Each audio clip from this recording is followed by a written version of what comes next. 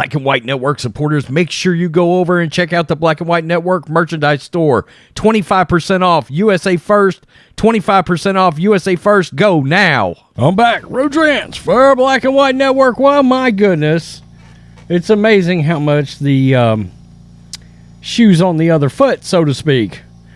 Now that we've found out Taylor Lorenz has been suspended by Elon Musk on Twitter. It's a beautiful thing. It has happened. That is, it was a few hours ago. It's not quite breaking news now, but it was a few hours ago. That's the post-millennial. And let's just take a little trip down memory lane real fast. Who can remember this? And anybody wondering, I know Taylor Lorenz posted a cringy video earlier saying, I have no idea why I was suspended or kicked off of Twitter. Well, this is probably it. This was from June 27, 2022. I think past indiscretions was maybe the excuse that was given. Lives of TikTok says Washington Post and Taylor Lorenz responsible for unnerving post doxing threats. Anybody remember that? When she wrote the article on Libs of TikTok and bad things started happening. It doxed her. It doxed Libs of TikTok out. And my goodness, I mean, absolutely crazy. Earlier this month, Libs of TikTok, who says she is now regularly threatened, shared a screenshot of a Twitter user who messaged her that a, quote, pipe bomb was on her way and urged her to kill herself. At the time, and this is a June article, billionaire Elon Musk, who is in the process of buying Twitter, rebuked the social media platform in response, tweeting that it did nothing to protect her from death threats. So that's Elon right there, sending a proactive strike towards Twitter before his deal had closed. You did nothing to protect Libs of TikTok. Musk asked Twitter why they weren't restricting accounts accused of death threats and later surmised that the platform might be biased towards half the country.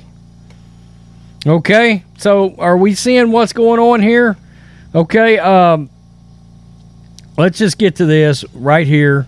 But we know, oh, well, you know what? Hold on one sec. Let us not forget this. You feel like any little piece of information that gets out on you will be used by the worst people on the internet to destroy your life. And it's so isolating. Oh, my God. It's terrifying. No. It's horrifying. No. I'm so sorry. Oh, the fake crying. Here we go. Fake bullshit. Oh, I didn't mean to screw your sister. I'm so sorry. My bad. Wow. I mean, and look. 170 likes. 5,600 dislikes. That's what we like to call on YouTube ratioed straight to hell. I mean, ratioed off the face of the planet. Wow, I just had to bring that up. You can't do a Taylor Lorenz video without doing that. All right, let's get to the specifics. Notorious doxer. Do you get that? What's going on with doxing right now? I probably wouldn't do it if I was on Twitter, if I was anybody. Just saying. Notorious doxer and Washington Post tech reporter Taylor Lorenz has been suspended from Twitter. The reasons are not yet clear. I think we probably this was coming right here. This was coming. Lorenz faced intense scrutiny of doxing Libs of TikTok in a report revealing her name, occupation, religion, and where in the country she lived. The article even included a hyperlink that exposed other personal information, but the Washington Post removed the link after it was called out by critics.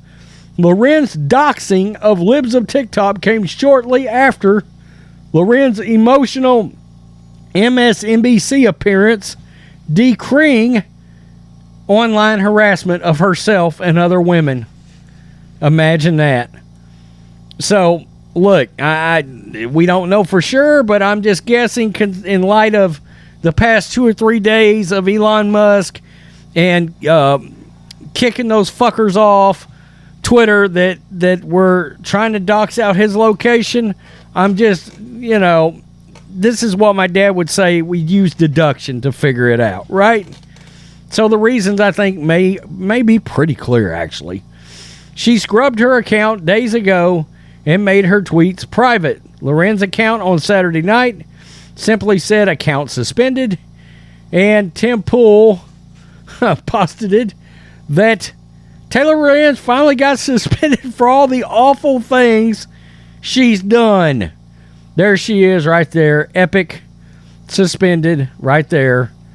And look, Tim Pool's not wrong here. For just an in general, all the awful shit you've ever done. News of the suspension was reported across Twitter, in some cases with a certain amount of glee.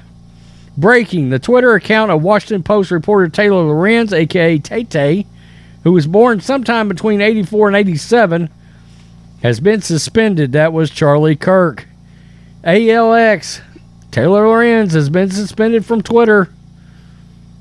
Good. There she is. That's Reno 911. Savannah Hernandez. Let's just look at it a little bigger so we can take a bigger look. Yeah, I was just murdered, even though I'm sitting straight up crying. Oh, I'm murdered. They murdered me. Okay. So she's out. She's suspended for how long, we don't know. But good. I mean, come on. Turnabout's fair play every now and then. And this bee has been raking people over the coals. That cringy MSNBC interview, that was enough to get your ass kicked off anything, I think. Let's just be real. And then there's this. I mean, this is like Elon, Twitter, Taylor, FBI. I mean, fuck. Excuse my language, but good God. New York Post. Twitter is riddled with ex-FBI employees. Some of them have already been booted out the door, by the way.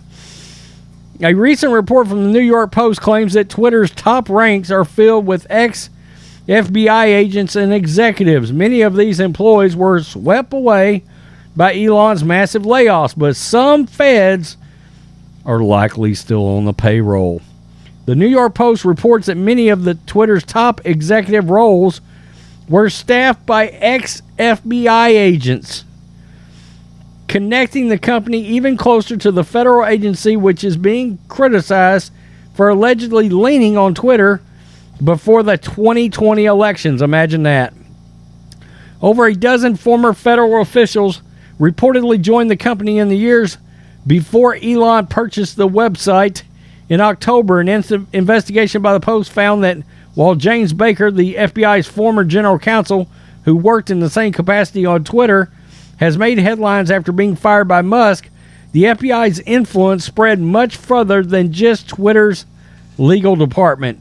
The latest investigation comes shortly after the release of another round of Twitter files, which appear to show the FBI dedicated dozens of agents to pressure Twitter to remove political tweets it didn't like. By the way, they had this whole task force.